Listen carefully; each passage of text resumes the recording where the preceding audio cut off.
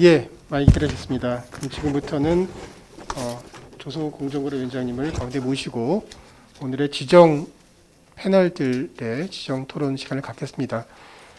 예, 지금 저희 유튜브 생중계 중이기 때문에 많은 분들이 지금 자리를 지키고 계속 보고 계신데요. 계속 관심을 가주시면 감사하겠습니다.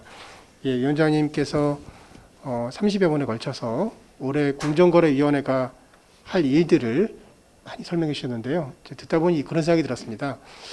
뭐 이렇게 규모가 크진 않지만 우리나라 기업도 그렇고 우리나라 정부도 그렇고 또 해외 나가서 IR 같은 걸 많이 하잖아요. 사실 그런 느낌을 좀 받았습니다. 그래서 IR을 잘하면 IR의 목적은 이제 우리가 이런 일을 하고 있다는 걸 보여주고 또 정부의 경우에는 대한민국이 이렇게 튼튼하다. 그러니까 우리한테 많이 투자해 달라. 자신감을 갖고 해달라 이런 의미인데 공정거래위원회가 이제 이렇게 많은 일을 하는 것이 또 시장의 참여자들한테 우리나라 경제가 튼튼하게 공정하게 잘 설 수 있겠다는 그런 자신감을 주고 또 투자를 하고 근데 기업들만 투자하는 게 아니라 공정거래위원회도 좀 많이 투자하면 좋겠어요. 예산 좀 늘려주고 이미 끝났죠. 예산 측정은 올해 주어진 예산 범위 내에서 또 인력 범위 내에서 많은 일을 잘 감당하실 것으로 믿습니다. 예, 그러면 오늘 토론자를 소개해 드리겠습니다. 먼저 제가 사회를 보고요. 제 옆으로 그 맨 끝에부터 소개해 드리겠습니다. 예, 고려대학교 법학전문대학원 이황 교수님 토론자시고요. 예, 먼저 토론해 주시고요. 그리고 그 다음에 그 서울대학교 법학전문대학원 이봉희 교수님 나와 계십니다. 그리고 위원장님이 가운데에 계시고요. 그리고 제 옆에 한러 법무법인 오승돈 대표 변호사님이 나와 계십니다. 예, 이렇게 경쟁법을 가르치는 학자 두 분과 역시 그 공정거래 프랙티스를 많이 하시는 또 변호사님이 모셨습니다. 토론 순서는 이건 약간 순서가 좀 그 뭐 가나다 순도 아니고 약간 무순처럼 돼 있는데요. 먼저 이황 교수님이 토론해 주시고 그리고 오승돈 변호사님, 이봉희 교수님 이런 순서를 하겠는데 질문이 많으시겠지만 전 한 분이 하나씩만 질문해 주신 다음에 위원장님이 한꺼번에 답변해 주시고 나서 또 다시 질문을 드리는 것으로 하겠습니다. 먼저 이황 교수님 부탁드리겠습니다. 네, 위원장님 발표 인상 깊게 잘 들었습니다. 한정된 자원을 갖고 많은 일을 의욕적으로 하시려는 것 같아서 금년 공정거래 정책이 대단히 기대됩니다. 가장 역점을 두시는 분야가 디지털 분야 공정거래 정책 정립인 것으로 보입니다. 그 핵심에 있는 것이 온라인 플랫폼 중개거래 공정화에 관한 법률 입법인 것 같은데 최근 당정에서 이 온라인 플랫폼 규제에 관련한 주무부처가 공정거래위원회로 조정되어서 이 주관기관에 대한 혼란이 제거된 것 같아서 다행으로 생각합니다. 그런데 며칠 전 방송통신위원회가 이용자 보호 가이드라인을 마련하고 다음 달 25일부터 시행하겠다라고 하기도 하고 국회에서도 이견이 남아있는 것 같습니다. 이 관련해서 향후 입법 추이를 어떻게 예상하시는지 여쭤보고 싶고요. 관련된 질문으로 이 온라인 플랫폼법에 담긴 규제 범위, 수준 이런 데 대해서 다양한 이견이 있는 것 같습니다. 공정위 입법 예고안에 대해서도 국제정세 등에 비추어서 규제가 미온적이다라는 비판이 있고 그 결과 향후 온라인 플랫폼에 대해서는 더 광범위하고 강력한 규제를 해야 한다 하는 요구가 이어질 수 있을 것으로 예상됩니다.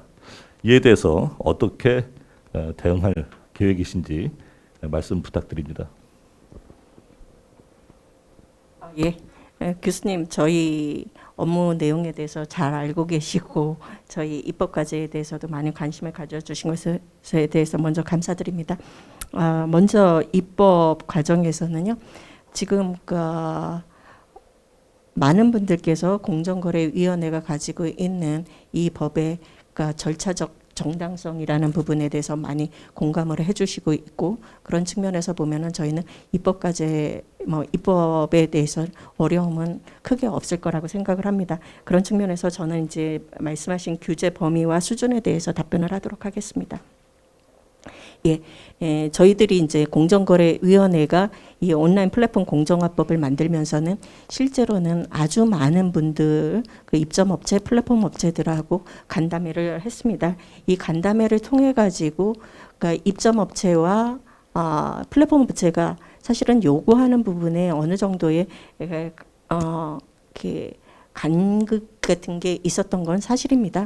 근데 저희들은 실제로는 플랫폼 업체의 그러니까 요구와 입점업체 요구를 들으면서 거기에서 양쪽에서 받아들일 수 있는 그런 범위로 들어갔다라고 말씀을 드리겠습니다. 이 부분에 대해서는 그러니까 잘 아시겠지만은 지금 해외에서는 우리보다 훨씬 더 강경한 그리고 강한 규제 내용을 갖고 있다라는 것도 여러분들 잘 아실 거고요. 그리고 미온적이라는 얘기도 나올 수도 있겠지만은 공정거래위원회가 이 법을 갖다가 제정하겠다라고 한 거에는 여러 가지 측면이 있습니다. 온라인 플랫폼이 중요도가 왜 커지냐고 하면은 비대면 사회로 증가를 하면 저희가 전환을 하면서 온라인 쪽에서의 어떤 입점업체와 소비자들의 의존도가 커지고 있는 이 상황에서 어떻게 보면은 의존도는 커지는데 협상력이 떨어지는 이런 입점업체에 관해서의 불공정 행위를 어떻게 규율을 하느냐 이 문제가 있었습니다. 근데 저희들이 생각할 때는 그러니까 이 온라인 플랫폼을 통한 어떤 온라인 거래가 가지고 있는 장점도 많거든요. 새로운 서비스를 갖다가 제공을 하고 그리고 많은 소상공인들도 이런 입점업체가 될 수 있다라는 측면에서는 새로운 사업 기회도 주어지고 서비스 자체도 어떻게 보면은 그러니까 융합된 그런 형태의 새로운 서비스를 제공한다는 측면에서 혁신적인 성격이 있다라는 점을 저희는 동시에 보았습니다. 그래서 저희들이 생각할 때는 입점업체를 보호할 수 있는 그러니까 그 내용을 포함을 하되 혁신적인 성격도 동시에 고려를 해야 된다라는 점을 저희가 고민을 했습니다. 그래서 균형적인 시각을 가지고 이 양쪽을 보자. 그리고 또 하나는 여기에서는 공정거래위원회가 모든 걸 규율하는 게 아니라 오히려 어떻게 보면은 어떤 분쟁을 막을 수 있는 방법이 무엇이냐 사전에 이런 부분에 훨씬 더 포커스를 맞췄다라고 생각을 하시면 되겠습니다. 그래서 저희들이 이쪽에서 보시면은 계약서를 교부하라는 내용이 맞습니다. 그리고 계약서에는 어떤 내용이 들어갈 것인가에 대해서 저희들이 후에 고시로 얘기를 해줄 거고요. 계약서 변경이라든가 아니면 해지에 대해서만 법으로 적용을 하고 있습니다라고 말씀드립니다. 이런 계약서 내용이 왜 중요하냐? 바로 분쟁의 소지를 막을 수 있는 가장 기초적이고 기본적이고 그런 조치라는 생각입니다. 그래서 기본적인 기초적인 출발점으로서 계약서 교부와 계약서 내용을 교류를 함으로써 오히려 분쟁을 막고 상생 협력할 수 있는 그런 체계를 만들 뿐만 아니라 분쟁 조정 협의를 도입을 할 예정이거든요. 그래서 이쪽은 혁신이라는 측면을 고려한 그러면서도 갑을 문제를 해결하기 위한 공정거래위원회의 오랜 고민의 결과다라고 생각을 해주시면 좋겠습니다. 규제 범위에 있어서도 여러분들께서 많은 관심이 있으신데요. 매출액 규모로는 100억 이상 그리고 거래 금액으로는 1000억 이상이다라고 말씀을 드립니다. 그리고 또 하나는 국내 기업뿐만 아니라 해외 기업도 동일한 조건인 경우에는 다 적용이 됩니다. 그래서 저희가 역차별의 문제는 해소를 했고 그리고 작은 새로운 플랫폼이 들어올 수 있는 그리고 성장할 수 있는 여지는 충분히 만들어주도록 노력을 했습니다라고 말씀드리겠습니다. 예, 상세한 답변 감사합니다. 다음으로 오승돈 변호사님 질문 부탁드리겠습니다. 금년도 업무 추진 계획에 대해서 잘 발표하신 내용 잘 들었습니다. 그동안에 공정위가 많은 일을 해왔고 또 금년에도 디지털 경제 분야의 공정거래 기본 규범 정립을 위한 입법화라든지 또 포용적이고 상생적인 갑을 관계 시장 환경 조성을 위해서 뭐 노력을 또 하겠다든지 하는 그 핵심 과제들에 대해서 상당히 마음 든든하고 하면서도 이제 조금 한편으로 약간 염려스러운 것은 그 많은 일들을 한정된 인력 가지고 어떻게 잘 추진을 해낼 수 있을지. 그래서 금년도 그 발표하신 업무 추진 과제 중에서 제일 마지막 업무 공정거래 추진 인프라 강화에 대해서 한 가지 좀 제안과 또 건의를 좀 드려보면, 지금 공정거래 이제 위원회에 한정된 인력만 가지고 이 업무를 폭증하는 수요를 다 감당할 수 없기 때문에 지방자치단체에 권한 위임을 한다든지 해서 이 업무를 효율적으로 추진하겠다 이런 이제 보관 계획을 말씀하셨는데, 실제로 이제 그 업무를 추진하기 위해서는 그 담당 직원이 전문성이 확보가 돼야 되고 이 업무가 금방 쉽게 될 수 있는 처리할 수 있는 건 아니기 때문에 그 담당 직원들에 대한 교육 연수 기능 같은 것까지도 함께 공정위가 신경을 써서 예를 들어서 조정원의 그 교육 연수 기능을 물론 공정위 직원에 대한 어떤 전문성, 자질 이런 확립을 위한 교육 연수 기능이 꼭 확보돼야 되지 않느냐 이런 게 하나가 있고, 두 번째로는 이제 한정된 인력으로 이 많은 업무를 감당해낼 수 있기 위해서는 그 사건, 특히 이제 사건 처리 시스템에 있어서 이제 지금은 한 20년 전에 이 사건 처리 절차 제도가 한번 전면 개정이 됐었는데 다시 한번 이제 재검토를 해야 될 시점에 이르지 않았나. 만약에 그 과정에서 사건 처리 과정에서 제가 실무에서 이제 느낀 바로는 신고인들이 갑을 관계 유형의 신고 사건의 경우에 피해자인 을 쪽에서 신고인이 갑의 소명 내용에 대해서 전혀 알지를 못하고 제출 자료에 대해서도 반박할 기회가 없이 갑자기 무혐의 종결 처리 통보를 받는다든지 이렇게 하는 경우들이 있는데, 사건 처리 절차 개선을 하는 과정에서 피신민의 어떤 그 방어권 보호와 함께 더불어서 신고인이 이 절차에 참여할 수 있는 기회를 조금은 더 강화를 하고, 거기에 덧붙여서 또 이런 요새 이제 디지털 경제에 발맞춰서 자료 제출이나 이런 것도 전자 시스템을 통해서 제출할 수 있는 이런 관점에서 한번 재검토를 할 시기가 되지 않았나 이런 생각을 해봅니다.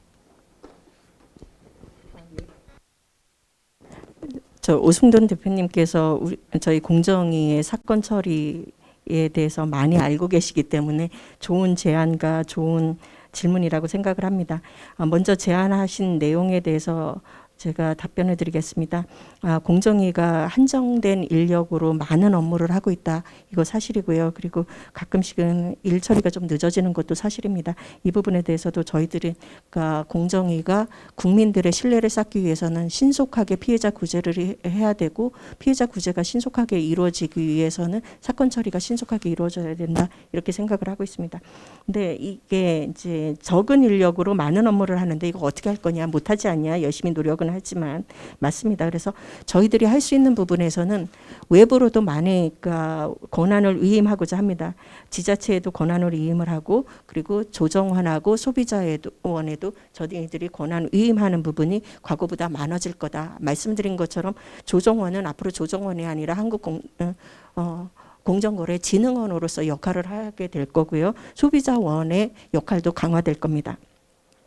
여기에서 또한 그러니까 공정거래위원회 직원들이 들어올 때 성적이나 뭐 이런 걸로 보면 굉장히 뛰어난 분들이 저희 많이 들어와서 저희들이 전문성이 굉장히 높은 것 같지만은 공정거래위원회 사건이라는 게 가지고 있는 그러니까 굉장히 그러니까 높은 수준의 전문성을 어떻게 저희가 과연 이 부분을 개양을 할 거냐, 교육 연수가 필요하지 않냐, 이 부분에 대해서는 저는 그러니까 100% 동감을 합니다. 다만 그 교육 연수 기능이 어디에서 이루어지느냐에 대해서는 약간의 이제 이견이 있을 수도 있을 것 같습니다.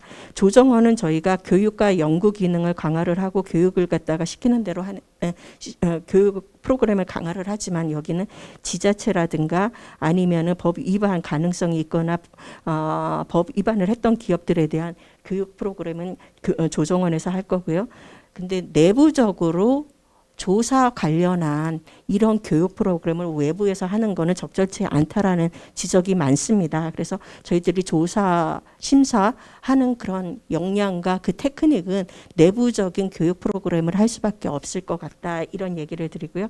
그런 측면에서는 향후에 공정거래위원회 내부에 교육하는 프로그램을 어떻게 만들 것인지 그 기능을 어떻게 도입하는지 이 부분에 좀 더 저희들이 고민을 하고 이 부분이 구현되도록 노력하겠습니다. 사건 처리 시스템에 대해서는 말씀하신 것처럼 사건 처리 절차라든가 조사 절차에 대해서는 저희들이 이 부분을 다시 한번 실제로는 개선을 하도록 했습니다. 저희가 디지털 분석과가 있는데 이 디지털 분석과에서는 사건 처리 절차와 조사 절차에 대해서 작년에 한번 개선을 했고요. 그리고 심사 관리관 쪽에서도 이 부분에 대해서는 그러니까 처리 절차에 대해서도 개선한 부분이 있습니다. 그렇지만 추가적으로 저희들이 좀 시스템상 그리고 절차상에 개선할 부분이 있는지는 보겠습니다. 예, 보다 이렇게 대표님께서 관심을 가지시고 질문하신 게 아마도 이 피해자나 신고자들에 있어서 이분들이 과연 그러니까 우리 공정위의 조사 심사 절차에서 참여할 수 있는 기회를 좀 더 넓혀달라고 얘기를 하시는 것 같습니다. 근데 실제로는 저희들이 이분들의 의견이나 이분들의 가지고 있는 그러니까 사건에 대해서 많이 듣고자 노력을 하고 있고요. 그리고 이분들에 대해서는 그러니까 실제로 조사나 심사 착수하면은 그 내용에 대해서 알려줄 수 있게 돼 있고, 그리고 또 하나 이제 신고인들께서는 이 그러니까 피신고인에 대한 그러니까 어떤 발언을 했는지는 정확히는 그러니까 100% 알려줄 수는 없습니다. 저희들이 사건 처리하고 관련된 부분에 있어서는 피신고인이 그러니까 저희 공정거래위원회에서 사건 경쟁법 위반이나 아니면 법 위반이라고 알려지기 전에 이분들에 있어서는 그분들의 영업 비밀이라든가 비밀에 대해서도 저희도 보장할 의무가 있기 때문에요. 근데 다만 이분들은 또한 그러니까 저희들이 이제 신고인들의 진술도 받는 절차가 있고 이분들은 또한 저희들이 심의하는 과정에서도 참여하실 수가 있습니다라고 말씀을 드립니다. 그리고 또 하나는 이분들이 가지고 있는 그러니까 자료 제출에 있어서는 전자적인 방법을 통한 자료 제출은 오히려 공정거래위원회가 적극적으로 이 부분을 저희들이 보고자 하고요. 이런 그러니까 뭐 자료 제출이 이루어지면 저희들한테도 많은 도움이 되는 것 같습니다. 예. 그리고 저희가 생각할 때 이제 또 하나는 신고인들이나 아니면 피해자가 자료 제출을 충분히 하지 못하거나 아니면은 피해자와 신고인들이 많은 경우에는 그 본인들의 신분이라든가 이런 게 노출되는 걸 걱정을 하셔가지고 오히려 이 부분을 좀 안 하시는 부분이 있는데 저희들이 공정거래위원회에서 최근에 검토하고 있는 부분은 이런 겁니다. 피해자와 신고인들을 어떻게 보호할 수 있을까? 그럼 이런 과정을 통해서 이분들이 보다 많은 자료나 아니면 상황에 대해서 적극적으로 공정위에 알림으로써 이분들이 그러니까 피해를 구제받을 수 있는 방안이 무엇인지에 좀 더 저희들이 포커스를 맞추고 있습니다. 그래서 이 부분은 저희들이 그러니까 이 피신고인 어떻게 보면은 피시민에 대한 방어권을 보장하는 동시에 피해자와 신고인들을 보호함으로써 이분들의 적극적인 그러니까 조사 심사에서의 참여를 유도하는 방안에 대해서 공정위가 많은 고민을 하고 있고 그런 방안을 강구하도록 지금 검토를 하고 있습니다라고 말씀드리겠습니다. 감사합니다. 이봉희 교수님 질문 부탁드립니다. 이봉희 교수입니다. 아침부터 이렇게 올해 공정거래위원회 정책 방향에 대해서 위원장님의 설명을 잘 들었고요. 지금 말씀하신 여러 정책들이 올해 차질 없이 잘 수행돼서 정말 좋은 성과가 나기를 진심으로 기원합니다. 저는 어제 뭐 학교에 있는 사람이고 또 아마 다른 질문들을 뭐 실무 쪽에서 질문이나 이런 것들은 저희가 온라인으로도 아마 접수될 수 있겠습니다만 저는 이제 공정거래위원회의 어떤 독립성에 대한 질문을 드리려고 합니다. 위원장님께서 말씀하신 디지털 경제에서의 공정거래 질서 확립이라든가 플랫폼 경제 혁신, 사실은 그 역대 어느 위원장님보다도 그 부분을 상당히 강조하고 계신 것으로 알고 있고, 그는 지금 현재 우리나라 대한민국 경제의 패러다임이 전환되는 시점에서 상당히 시적절한 것이라고 생각합니다. 제가 이제 어떻게 보면 의문을 가지고 있는, 내지는 또 궁금해하는 부분은 결국 공정거래법 정책의 어떤 집행이라고 하는 것은 지금 말씀하신 여러 정책의 어떤 집행이죠. 집행이라는 것은 결국 공정거래위원회가 사후규제기관의 어떤 본질적인 성격이라는 점을 감안하면 결국 사건 처리, 조사부터 시작해서 사건 처리와 심계를 통해서 사실 무엇보다 대표적으로 이 법 정책이 집행될 거라고 생각합니다. 그런데 워낙 공정거래위원회 사건들은 정말 국민경제적으로도 아니면 개별 산업에 미친 영향이 크기 때문에 당연히 여러 군데에서 관심을 많이 갖게 될 수밖에 없고요. 대표적으로 뭐 이해관계자는 말할 것도 없고 피시민을 비롯한 국회나 청와대나 아니면 언론이나 아니면 기타 심지어는 다른 부처까지도 사실 공정거래 사건, 주요 사건들에서 관심을 가질 수밖에 없는 것은 어쩔 수 없는 것 같습니다. 워낙 중요하기 때문에. 근데 그게 이제 공정거래위원회 독립성과 결부시켜 보면 그게 그냥 관심이나 아니면 그냥 뭐 어떤 공개적인 어떤 의견 제시에 그치지 않고 그 이상으로 뭔가 공정위의 사건 처리나 집행에 대해서 영향이나 내지는 그 이상의 어떤 뭔가 바람직하지 않은 어떤 이것도 접촉이죠, 일종의. 예, 그것은 결국은 공정위의 어떤 신뢰를 어떻게 보면 저해할 수 있는 아주 중요한 요소라고 생각하고요. 그리고 아마 제가 알기로도 그 김상조 전 위원장님부터 지금 조성 위원장님까지도 공정위의 신뢰를 처음부터 상당히 많이 강조하셨던 것으로 기억하기 때문에 그런 관점에서 보면 제가 보는 시각에서는 최근 몇 년 사이에 주로 이 외부로부터의 어떤 영향을 받지 않는, 부당한 영향을 특히 받지 않는 쪽에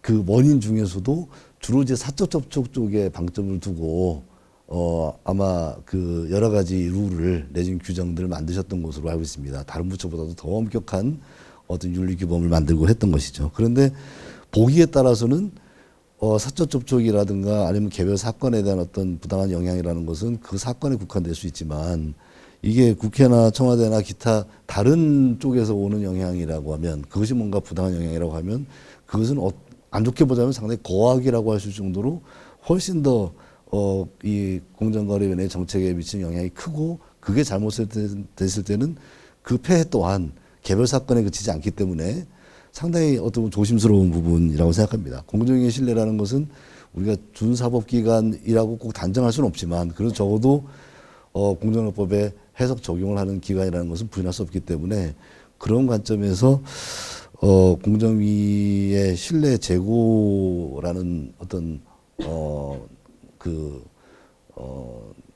그런 목표를 달성하기 위해서라도 공정위가 정말 그 외부에 특히 이제 지금 이해관계자 이런 부분은 상당히 많이 잘 돼 있기 때문에 제도가 주로 그 밖에 아까 말씀드린 국회나 청와대나 언론이나 아니면 다른 여타 부처나 등등 그런 외부로부터의 영향으로부터 자유롭다는 의미에서의 독립성이 정말 필요하다고 생각하시는지, 아니면 어쩔 수 없이 불가피한 측면이 있다고 생각하시는지 등등 하여튼 그런 부분에 대한 위원장님의 생각을 알고 싶습니다. 예, 이봉희 교수님, 그 좋은 질문 감사합니다.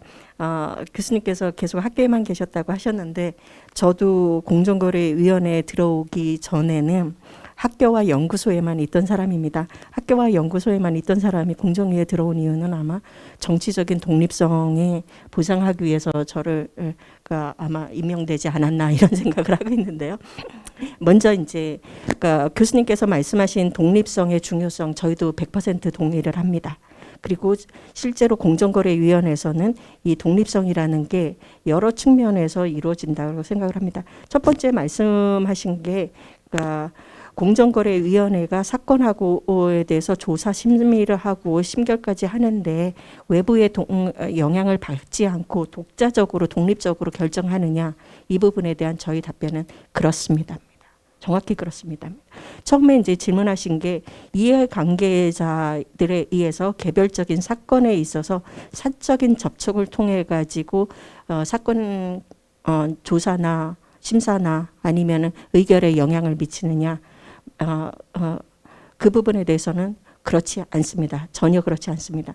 말씀하신 것처럼 공정거래위원회가 가지고 있는 청렴과 윤리 규정은 공무원들에게 요구되는 일반적인 윤리 규정의 수준은 훨씬 더 높게 이루어지고 있습니다. 오히려 너무 강해가지고 일부 교수님, 이봉희 교수님 본인도 이 부분이 너무 심하지 않았냐 뭐 이런 얘기를 하셨던 걸로 저는 기억을 하고 있습니다만, 너무 심할 정도로 이런 청렴 윤리 규정이 적용되고 있습니다.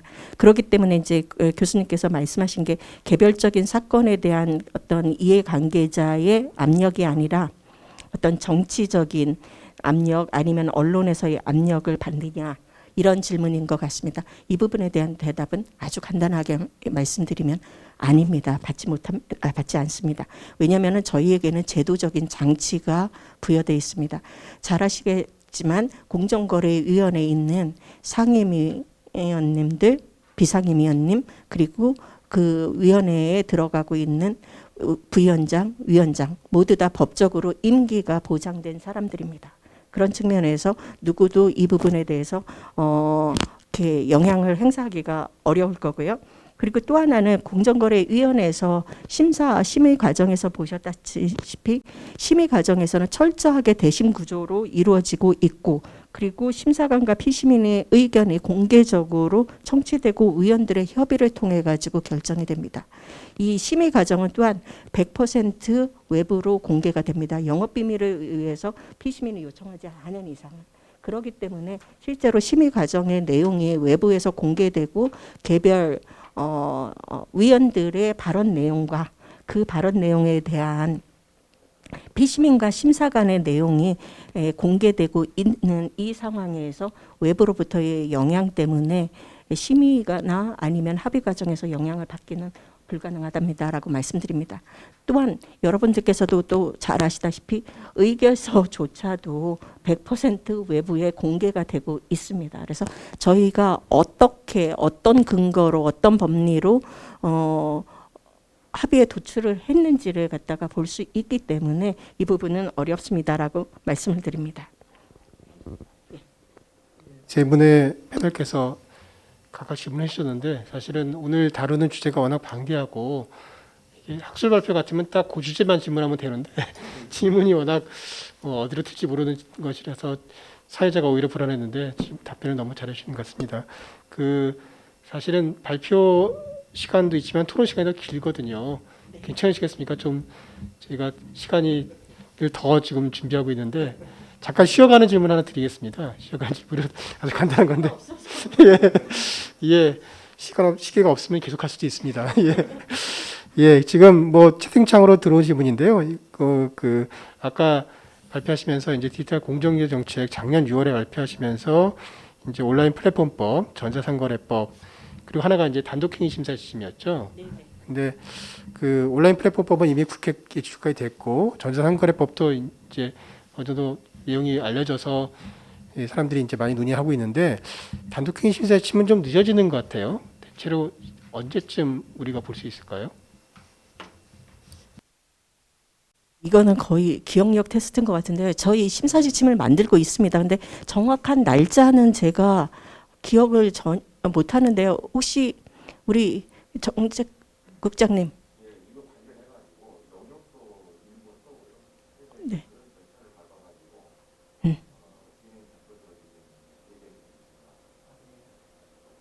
저희가 올해는 분명히 만들어지는데 몇 월 달인지는 정확히는 제가 기억하지는 못하고 있습니다. 네. 예, 공정위가 뭐 법안이나 이런 걸 할 때 물론 이제 준비를 해서 다 공표를 하고 의견을 듣고 하시기 때문에 충분히 예, 말씀해 주시기 바랍니다. 예. 예, 상반기 중이랍니다. 예. 굉장히 그 심사숙고하시는 거로 이해하겠습니다. 왜냐하면 이제 작년 6월에 그 이 종합적 계획 발표하실 때는 대략 시기가 비슷하게 나올 거로 기대했는데 단독 심사치 좀 늦어져서 궁금해하시는 분들이 있는 것 같습니다. 예. 그리고 예, 거기에 이제 아마 예. 그리고 또 좀 디테일한 질문은 제가 생략하겠습니다. 뭐 이제 온라인 플랫폼이 제외될 경우에 뭐 시행령이나 또 고시로 해야 될 일들이 있는데 그건 또 이제 그 다음 단계이기 때문에 질문해 주신 분들이 있는데 좀 생략하고요. 다시 그 한 번 더 돌까요? 괜찮으겠습니까? 한 분이 원하시는 분은 한 번씩 더 질문을 해주시면 좋겠습니다. 이한 교수님 하나 더 하시겠습니까? 예, 위원장님 피곤하시겠지만 질문 하나만 좀 더 드리겠습니다. 지난 연말에 공정거래법이 전면 개정이 국회를 통과해서 금년 말부터 시행됩니다. 공정거래법 시행 40년 만에 처음으로 전면 개정을 이루어서 굉장히 큰 업적을 남기신 것으로 생각하고 축하드립니다.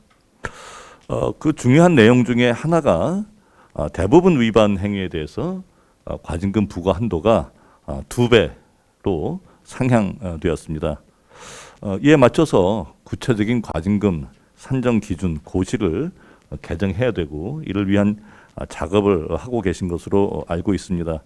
제가 궁금한 것은 법정 상한선이 2배씩으로 다 일률적으로 인상되었는데 실제 위반 행위에 대한 실제 부과 과징금도 종래에 비해서 일률적으로 2배씩 인상하는 내용으로 지금 작업을 하고 계신지 그것하고요. 또 과징금이 2배로 실제로 대폭 인상된다고 하면 기업 측에서는 처벌이 너무 과하다 하는 얘기가 나올 것으로 예상됩니다. 실제로도 우리가 위반 행위 그리고 그에 대한 제재의 총합이라는 관점에서 보면 공정거래법 위반 행위에 대한 제재가 종래에는 이제 공정거래위원회가 부과하는 과징금 중심으로 이루어졌는데 근래 들어서 형사처벌도 강화되는 추세고요. 손해배상도 공정거래위원회에서도 적극 독려하는 기조가 이어지고 있고 실제 현장에서도 손해배상 청구 소송이 과거보다 많이 늘어나고 있습니다.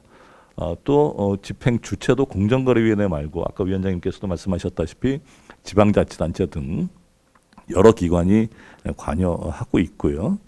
그래서 위반 행위와 그에 대한 제재의 총합이라는 관점에서 보면 과거에 비해서 점점 더 제재가 강해지고 있다. 더 거기에 과징금이 2배씩으로 이제 늘어나면 이건 좀 너무한 거 아니냐 하는 불만이 기업 측에서 당연히 나올 것 같고 법적으로도 이게 어느 순간인가 좀 생각해볼 여지가 있는 그런 상황인 것 같습니다. 물론 이게 궁극적으로 현재의 제재 수준이 국제 기준에 비춰서 또는 국내 수요 필요에 비해서 과하냐 여부에 대해서는 우리가 근본적인 논의를 할 필요가 있지만 어쨌든 종전보다 과징금이 2배로 크게 늘어났다는 점에서 보면 그런 측면이 제기될 수 있는 것 같은데 여기에 대해서 위원장님께서는 어떻게 생각하시는지 말씀 부탁드리고 싶습니다.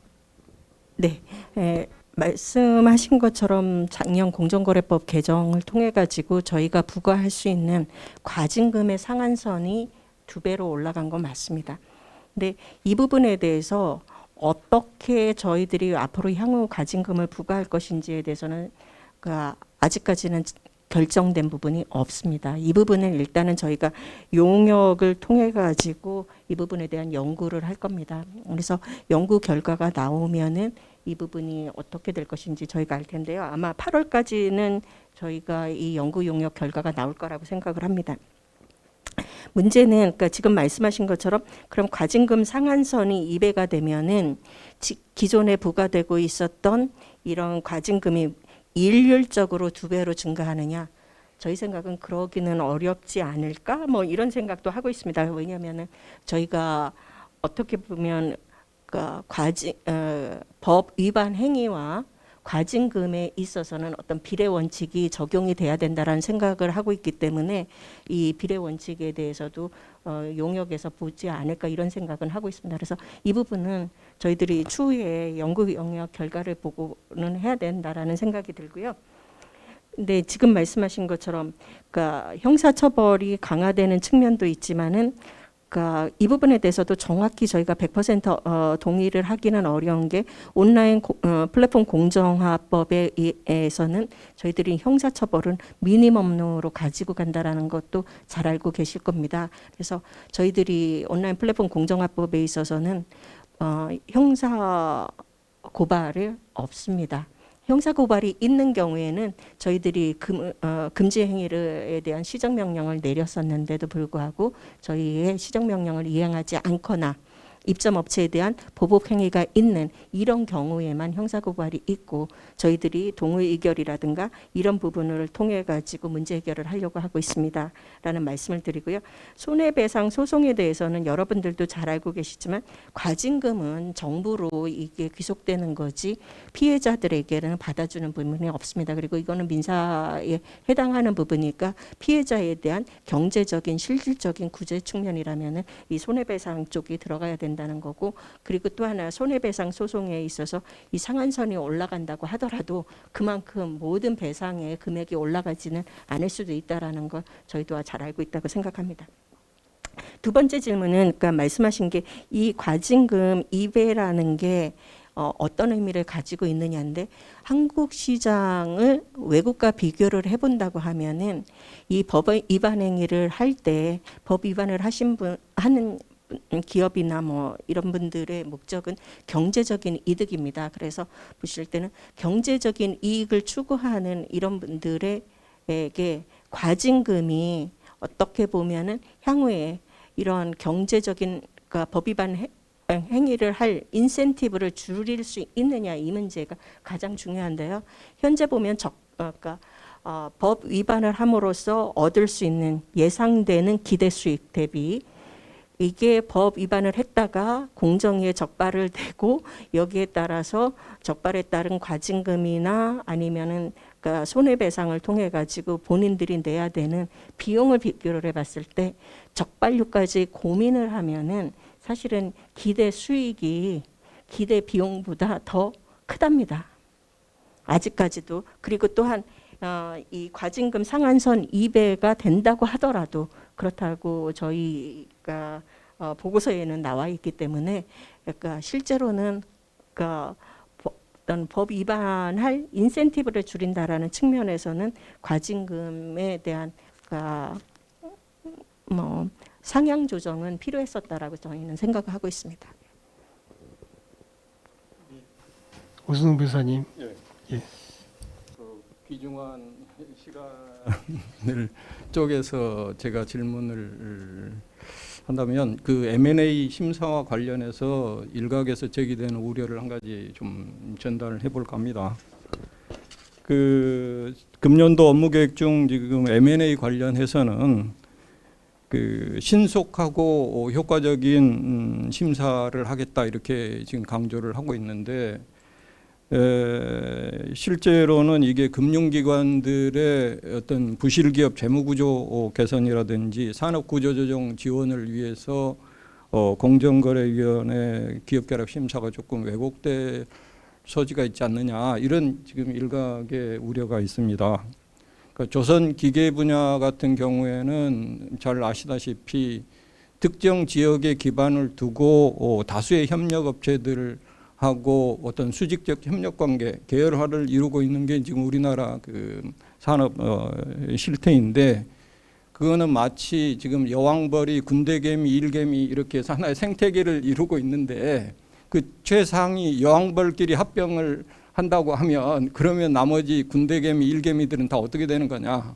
그러니까 수직적 협력 관계에 있는 그 업체들 수많은 그 인력들은 그 법상으로는 기업 결합이 되지가 않는데 그렇다고 하면 여기에 대해서 그로 인해서 발생하는 수직적이었던 봉쇄 효과라든지 지역 경제에서 어떤 고용 문제 등 그런 것 때문에 지금 최일선 현장에서는 많은 그 이해관계자라든지 노동계, 지자체 뭐 이런 데서 많은 그 반발이 있고 우려가 큰 상황입니다. 또 조선기계는 그렇고 항공 분야 쪽에서도 수평형 기업 결합이 되면 틀림없이 이게 소비자 가격 인상으로 전가되거나 또 취향 노선에 투입하는 항공 편수가 감소된다든지 해서 소비자 후생이 감소되는 것이 아니냐 이런 지금 그 우려들이 제기되고 있는데 신속하게 이렇게 심사하는 것도 필요하겠지만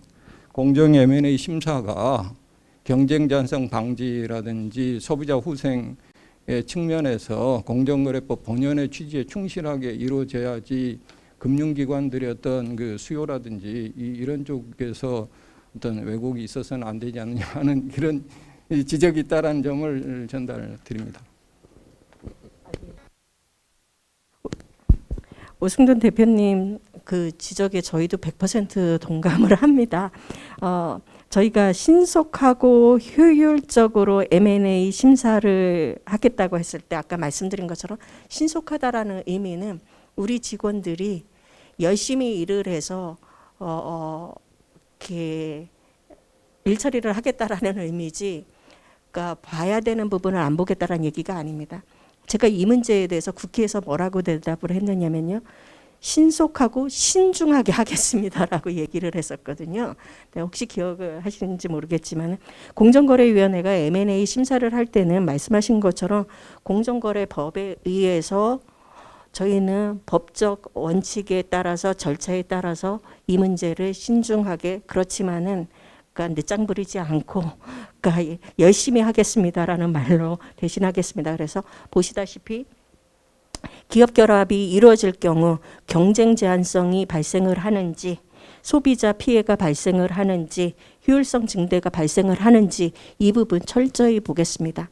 다만 저희들이 신속하다고 얘기를 하는 경우에는 그러니까 중대한 사건에 대해서는 저희 직원들을 조금 더 많이 투입을 한다든지 이런 의미로 보시면 좋겠습니다. 예, 감사합니다. 이봉희 교수님은 아까 질문을 하나 해달라고 했는데 사실상 2개를 하신 것 같아요. 결합된 질문이 있어서 더 하시겠습니까?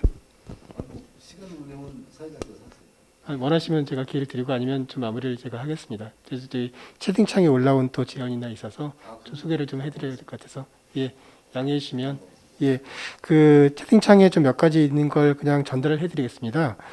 그 뭐 제안인데요. 그러니까 아까도 나온 질문과 관련돼 있는 건데 공정위 심사 절차에 대해서 독립성이라든지 또는 어떤 시대의 전문성 많이 얘기하셨는데 그런 점에서 좀 아무래도 법원 절차랑 많이 비교되는 것 같아요. 그래서 법원 절차랑 비교해서 여러 가지 제도적인 보완이 많이 해주시면 좋겠다는 그런 제안이 있었고요. 그리고 그 아까 정책 중에서도 이제 소비자 정책이 나왔는데 외부에서 보기에는 소비자 정책이 좀 잘 부각이 안 되는 것 같습니다. 그래서 이에 대해서 좀 더 조직 내부에서 저기 관련 부처들도 더 신설을 하고 하는 게 좋겠다. 아마 소비자 단체나 이런 쪽에서 질문 주신 것 같은데 그런 제안이 있었습니다. 그리고 그 위원장님 그 아까 말씀하신 것 중에서 컴플라이언스, 그러니까 예방을 되게 중시하셨고 그 유인 구조를 되게 중시하셨습니다. 근데 경제학적으로 상당히 바람직한 방향으로 생각하는데요.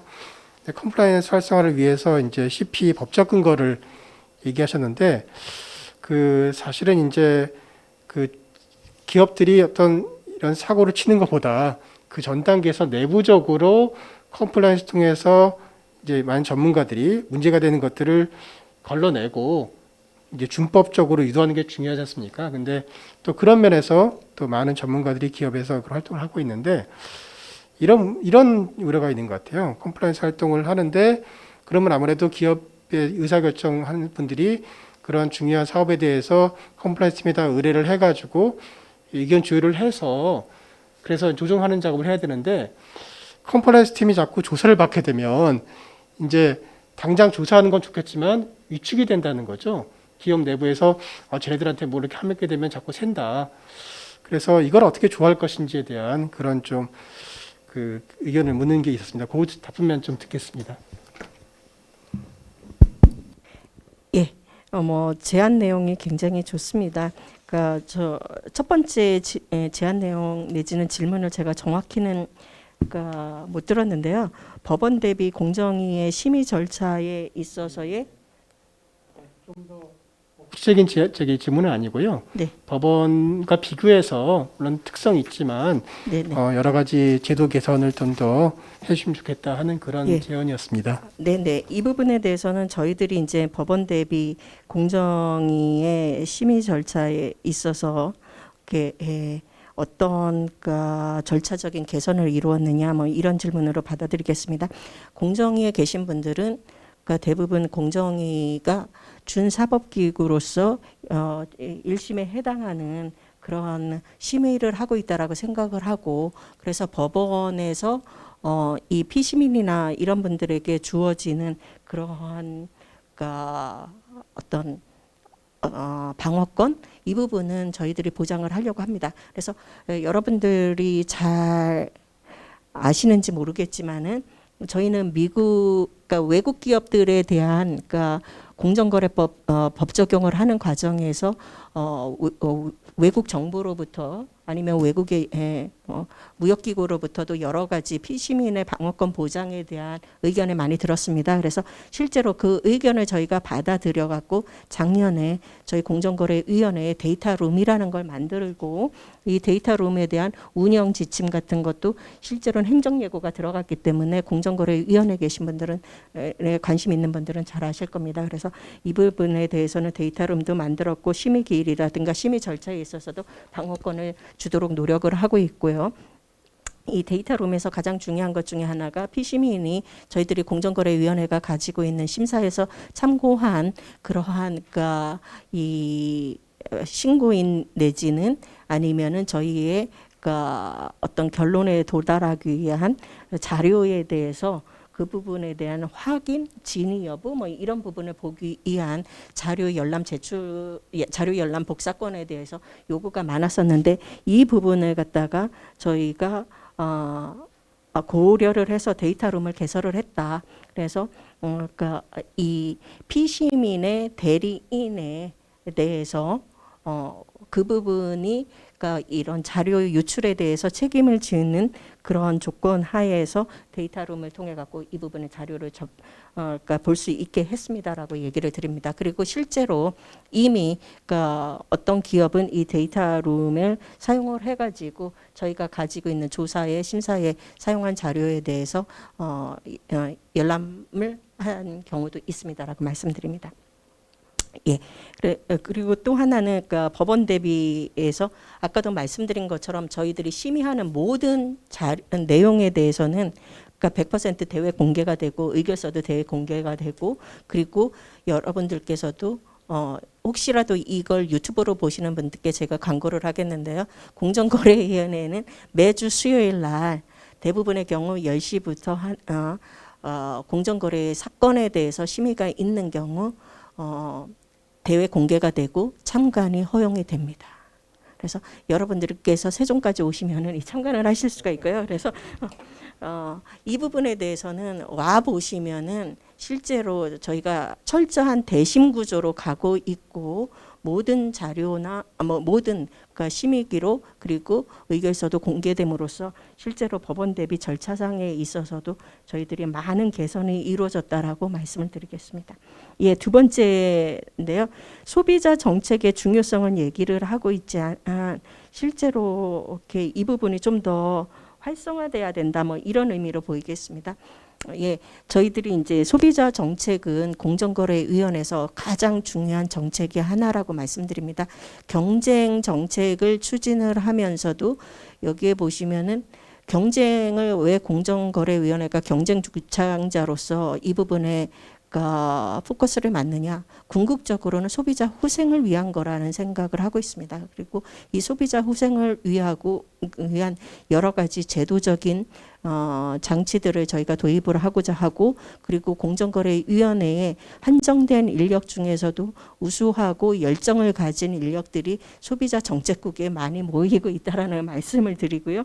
그리고 또한 이 소비자에 대해서는 소비자 기본법, 그리고 전자상거래를 통한 소비자 보호를 위한 이런 법 개정도 노력을 하고 있고, 실제로 많은 제도적인 개선을 하고자 하고 있습니다. 예. 그리고 또 하나 이제 마지막으로 말씀하신 이 법 위반을 사전에 막기 위해서 기업들의 법 준수 인센티브에 대해서 저희가 컴플라이언스 프로그램에 대해서 이렇게 강조를 했고요. 그 부분 맞습니다. 그리고 이 부분에 대해서 혹시라도 개선할 수 있는 부분이 있으면 제가 한번 개인적으로 검토를 일단 해보겠습니다. 예. 예, 감사합니다. 사실 위원장님 발표도 굉장히 인상 깊었지만 지금 거의 저희가 40분 넘게 가감 없는 토론을 했는데 상당히 어려운 시간이었을 것 같습니다. 입장을 바꿔놓고 봐도 이게 저희가 대학교 수업을 하지만 도대체 어떤 질문이 나올지 모르고 사방에서 공격을 하면 이제 힘든데요. 예, 이제 위원장님께서 이 업무를 정확히 파악하시고 또 준비된 것을 잘 말씀해 주신 것 같습니다. 그리고 사실은 공정거래위원회의 업무가 아까도 말씀하셨지만 굉장히 많은 이해관계가 엇갈려 있는 것입니다. 그래서 모든 사람을 만족해 주기는 참 어려운 결론이 그런 거라고 생각되는데 지금 저희 이 시간 통해서 위원장님께서 이 대중과 소통한 것처럼 또 조사하는 또 정책하는 부서에서 사실은 그렇더라고요. 저도 법원에 재판을 했습니다만은 재판 결과는 늘 승패가 있거든요. 누군가는 불이할 수밖에 없는데 제일 행복한 것은 패소한 당사자한테 고맙다는 말을 듣는 거더라고요. 이게 어떤 경우냐면은 와가지고 자기 하고 싶은 걸 다 하고 가면 저도 불만이 없습니다. 예, 하소연할 수 있게 해주고 그걸 통해서 또 자기가 그거를 극복할 수 있는 또 길을 열어가는 게 되게 중요한 것 같습니다. 공정거래위원회의 일이 살아 움직이는 경제를 계속 돌아가게 하는 그리고 또 발전하게 하는 그런 일이기 때문에 계속 문호를 열어두고 많이 들으실 것으로 기대하겠습니다. 예, 긴 시간 귀중한 발표와 정말 바쁘신 분인데 이렇게 나와서 저에게 귀한 말씀을 들려주셔서 대단히 감사드립니다. 예, 오늘 사기단체가 연합해서 주최한 고소송 공정거래위원장님 초청 간담회 순서 모두 마치겠습니다. 예, 끝까지 지켜봐 주신 모든 분들께 또 참여해 주신 모든 분들께 진심으로 감사의 말씀드립니다. 예, 감사합니다. 예, 감사합니다. 앞으로도 공정거래위원회의 활동에 대해서 많은 관심을 가져주시고 응원을 해주시기를 부탁드리겠습니다. 감사합니다.